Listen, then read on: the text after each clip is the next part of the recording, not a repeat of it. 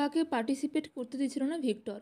তারপরেও যখন দীপা জোর করে পার্টিসিপেট করে কম্পিটিশনে ভিক্টর দীপার আঘাত পাওয়া পায়ে আরও আঘাত দিতে থাকে। সূর্যর কাছে হাতে নাতে ধরা পড়ে। হ্যাঁ বন্ধুরা, আপনারা এমনটাই দেখতে চলেছেন অনুরাগের ছোঁয়া ধারাবাহিকের সিরিয়ালে আগামী এপিসোডগুলোতে। বিস্তারিত জানতে ভিডিওটি শেষ পর্যন্ত দেখুন।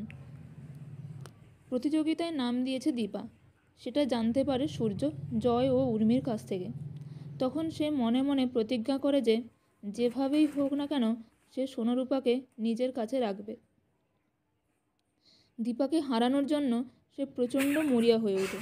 আর এদিকে দীপা অর্জুনের সাহায্য নিয়ে ড্যান্স কম্পিটিশনের সিলেকশন পর্বে পৌঁছে যায়। সেখানে দীপা অপূর্ব পারফরমেন্স করে এবং সিলেকশন পর্বে জিতে যায়। তবে ভিক্টর মনে মনে ভাবতে থাকে যে পারফরমেন্স তো সবে শুরু, এখনও অনেক পারফরমেন্স বাকি আছে। এর পরের পারফরমেন্সে আমি বৌদিমণিকে এমনভাবে হারাবো যে বৌদিমণি লজ্জায় এখান থেকে বেরিয়ে যাবে, আর পরে কোনো দিন কম্পিটিশনে নাম দেওয়ার কথা ভাববে না। এরপর দেখা যায় যে দীপা প্রথম রাউন্ড থেকে উতরে যাওয়ার পর সেকেন্ড রাউন্ডের ডেট পড়ে। দীপা নিজেকে তৈরি করতে থাকে সেকেন্ড রাউন্ডে পৌঁছানোর জন্য। তবে সেদিন দীপার পায়ে অনেকটাই ব্যথা থাকে।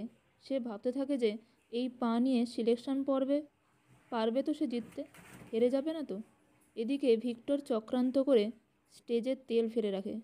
এই তেলে স্লিপ খেয়ে দীপা নাচতে নাচতে পড়ে যায়। সেকেন্ড রাউন্ডে দীপা নাচতে পারবে কি না সেটাই এখন দেখার। সূর্য যায় দীপাকে দেখতে। সূর্য আড়ালে দেখতে থাকে। তখন সে ভিক্টরের এই চক্রান্তের কথা শুনে দীপাকে সাবধান করে। তো বন্ধুরা, তোমরা কি চাও? শেষ পর্যন্ত সূর্য দীপার পাশে দাঁড়াবে? আশা করি ভিডিওটি ভালো লেগেছে। ভালো লাগলে লাইক, কমেন্ট, শেয়ার করতে ভুলবেন না। Thank you everyone. ভালো থাকবেন, সুস্থ থাকবেন।